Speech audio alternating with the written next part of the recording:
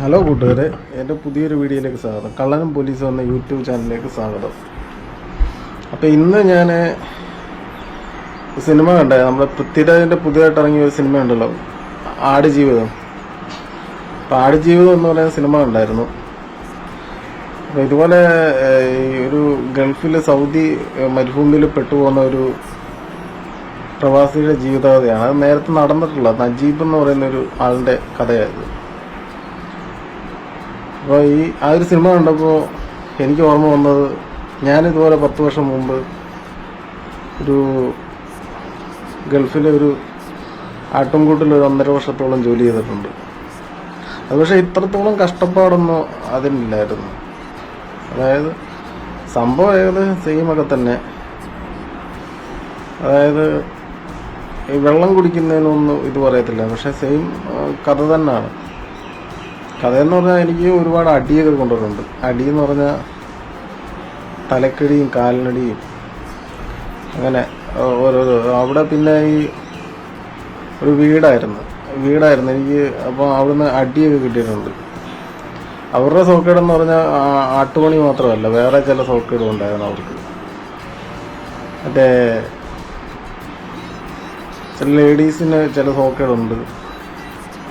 കൈ കാട്ടി വിളിക്കുക, കയറ്റുക, ചെന്നില്ലേ അടി, അങ്ങനത്തെ ചില സോക്കുകളൊക്കെ ഉള്ള സ്ഥലമായിരുന്നു. ഇതിൽ നിന്ന് വളരെ വ്യത്യസ്തമായിട്ടുള്ള കഥയായിരുന്നു എൻ്റേത്. അപ്പോൾ അവസാനം അവിടെ നിന്ന് അടിപിടിയും ബഹളമൊക്കെ ആയിട്ട്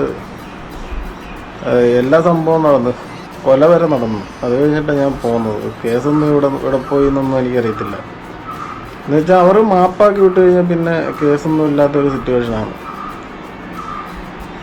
അപ്പം ഞാൻ എന്താണെന്ന് വെച്ച് കഴിഞ്ഞാൽ ഈ കണ്ണ് കെട്ടിയാണ് പറയുന്നത്. ഒന്നാമത് ഞാൻ അന്ന് ഒരു കാര്യം എന്ന് പറഞ്ഞാൽ, ഞാനന്ന് ഇവിടെ വന്ന് ഈ സ്റ്റോറിയെ പറ്റി പറഞ്ഞപ്പോൾ, എനിക്ക് പറ്റിയതിനെ പറ്റി പറഞ്ഞപ്പോൾ നാട്ടുകാർ പറഞ്ഞ ഞാൻ കള്ളം പറയുക, ഞാൻ പറയുന്നതൊന്നും ശരിയല്ല. അതേസമയം എൻ്റെ അടുത്ത പ്രദേശത്തുള്ള എന്നെ ചതിച്ച ഒരു വ്യക്തി ഉണ്ടായിരുന്നു. എൻ്റെ റൂമിൽ നിന്ന് പൈസയൊക്കെ അടിച്ചുകൊണ്ട് പോയി ഒരു മലയാളീസ് ഏറ്റവും കൂടുതൽ ചതുവ് കാണിക്കുന്നു അവിടെ, എൻ്റെ അറിവിൽ. സഹായിക്കുന്ന മലയാളികളും ഉണ്ട്. അപ്പോൾ ഈ ഇങ്ങനെയുള്ളവന്മാരെന്ന് പറയുന്നത് നാട്ടുകാരാന്ന് പറഞ്ഞിട്ട് എന്തിനാണ് നടക്കുന്നത്? നമ്മൾ ചതിക്കാൻ വേണ്ടി നടക്കുന്നവന്മാർ. ഞാനതുകൊണ്ട് കൂട്ടാറില്ല.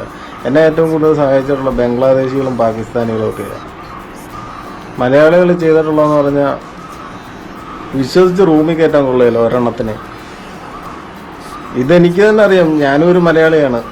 അതുകൊണ്ട് തന്നെ ഞാൻ ഒരാളുടെയും റൂമിൽ ഞാൻ കയറാറുമില്ല. ആരെങ്കിലും തരുന്ന ഓഫർ ഞാൻ സ്വീകരിക്കാറുമില്ല, മലയാളീസ് തരുന്ന. ഒന്നാമതെന്ന് പറഞ്ഞാൽ ഈ നമുക്കറിയാമല്ലോ, ഒന്നാമത് ഗൾഫിലൊക്കെ ആണെങ്കിൽ ഇപ്പോൾ ഏത് അറബി വിളിച്ചാലും എനിക്ക് പോകാൻ പറ്റും. നമുക്ക് കൊല്ലാൻ മൈൻഡ് ഉണ്ടെങ്കിൽ പിന്നെന്താണ്, ആളെ കൊന്നു കളയാനുള്ള മൈൻഡ് ഉണ്ടെങ്കിൽ ഏത് അറബി വിളിച്ചാലും കൂടെ പോകുന്നതിന് കുഴപ്പമില്ല.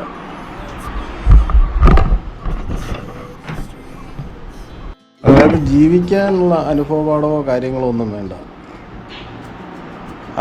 ഈ ആരുടെ കൂടെയും വേണേൽ പോകാൻ, ആരെയും കൊല്ലാനുള്ള മൈൻഡും, പിന്നെ ഇത് എന്തുവാ ഈ നമ്മൾ പറയുന്നത് ജീവിക്കാൻ ഭയങ്കര ക്ഷമയും ഭയങ്കര സഹനവും ദൈവവിശ്വാസവും ഒക്കെ വേണം. ചുമ്മാ പറയുന്നതാണ്. ആരെ വേണേലും കൊന്നു കളയാനുള്ള മൈൻഡ് ഉണ്ടെങ്കിൽ ലോകത്ത് എത്ര വലിയ കള്ളം വിളിച്ചാലും കയറിപ്പോകാനുള്ള മൈൻഡ് എനിക്കുണ്ട്. അതുകൊണ്ട് ഈ പറയുന്ന സ്ഥലത്തൊക്കെ പോകുന്നതിനൊന്നും വലിയ ബുദ്ധിമുട്ടൊന്നുമില്ല. കൊന്നു കളയാനുള്ള മൈൻഡ് മതി. അങ്ങനെ ആണെങ്കിലും രക്ഷപ്പെടാനുള്ള മൈൻഡ് മാത്രം മതി. അല്ലാണ്ട് ആര് വിളിച്ചാലും പോകുന്നതിനൊന്നും ബുദ്ധിമുട്ടില്ല. പക്ഷെ മലയാളീസ് വിളിച്ച് പോയി കഴിഞ്ഞാൽ, അതാണ് പറഞ്ഞത്, മലയാളീസ് വിളിച്ച് പോയി കഴിഞ്ഞാൽ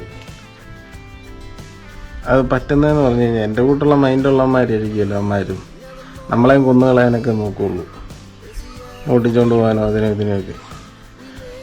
അപ്പോൾ ഞാനും ഇതുപോലൊക്കെ സെയിം ലൈഫിലൊക്കെ ജീവിച്ചു വന്നതാണ്. അപ്പോൾ 1.5 വർഷത്തോളം അവിടെ ആയിരുന്നു. പിന്നെ പാകിസ്ഥാനികളും ബംഗ്ലാദേശികളും കൂടി ഞാൻ അവിടുന്ന് കടന്ന് ഇവിടെ വന്നതാണ്. അപ്പോൾ ഈ ഒരു സിനിമ കണ്ടപ്പോൾ എനിക്ക് ഇത്രയും വലിയ കഷ്ടപ്പാടൊന്നും ഞാൻ അനുഭവിച്ചിട്ടില്ല. മരുഭൂമിയിൽ കൂടെ ഒന്നും കിലോമീറ്ററൊന്നും നടന്നിട്ടൊന്നുമില്ല. വണ്ടി ഓടിക്കാൻ അറിയാവുന്നതുകൊണ്ട് വണ്ടി കയറി തന്നെയൊക്കെ വന്നിട്ടുള്ളത്. പിന്നെ അത്യാവശ്യം അടിപിടിയും കാര്യങ്ങളും കൊല്ലം കൊലയൊക്കെ കഴിഞ്ഞിട്ടുണ്ടായിരുന്നു. അവരുടെ പ്രശ്നം എന്ന് പറഞ്ഞാൽ വേറെ പ്രശ്നം, ആട്ടുജോലിയൊന്നുമല്ല, വേറെ ചില പ്രശ്നങ്ങളാണ്. അത്തരം പ്രശ്നങ്ങൾക്കൊന്നും നമുക്ക് ഒരു പരിധിയൊക്കെ ഇല്ലേ? അത്തരം ഒരു ജീവിതമായിരുന്നു നയിച്ചിരുന്നത്.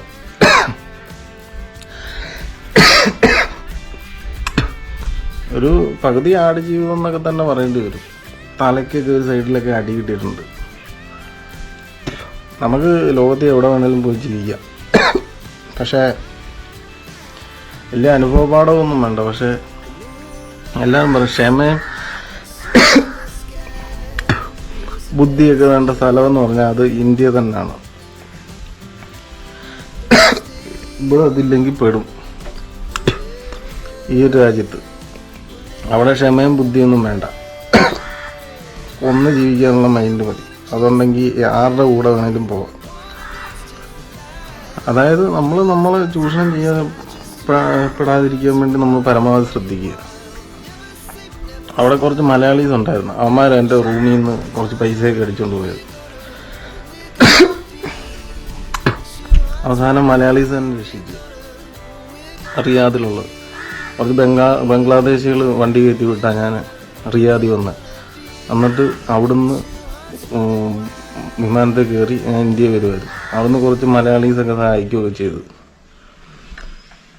ഈ സംഭവം എന്താണെന്ന് വെച്ച് കഴിഞ്ഞാൽ, നമ്മൾ ഈ പടം കാണുമ്പോൾ നമ്മുടെ പഴയ നൊസ്റ്റാൾജിക് ഫീലിംഗ് ഒക്കെ വരും. അപ്പം ഞാൻ ഞാനിപ്പോൾ ചെയ്യുന്ന വീഡിയോയിലൊക്കെ കുറേ ഫോട്ടോയും കൂടെ ഞാൻ വേണേൽ ആഡ് ചെയ്യാം. നമ്മൾ പറയുന്ന കള്ളമാണ്. ഒന്നാമത്തെ കാര്യം എന്ന് പറഞ്ഞാൽ, ഈ ഇവിടെ വന്ന് നാട്ടിൽ വന്ന് സ്റ്റോറി പറഞ്ഞു കഴിഞ്ഞപ്പോൾ ആൾക്കാർ പറയും ഞാൻ പറയുന്ന മൊത്തം കള്ളമാണ്. അതായത് കള്ളമാണെങ്കിലും സത്യം ഞാൻ പറഞ്ഞ് കള്ളമായിട്ട് തന്നെ നിന്നോട്ടെ, നമ്മൾ പറയുന്ന കള്ളം. സത്യം ഞാൻ ചാനലിൽ കൂടെ പറയത്തില്ലല്ലോ ഒരിക്കലും. സത്യം പറഞ്ഞ് ഉള്ള ഭയങ്കര ബുദ്ധിമുട്ടാണ്. കള്ളമെന്ന് നിങ്ങൾ പറയുന്നെങ്കിൽ കള്ളം അത് തന്നെ.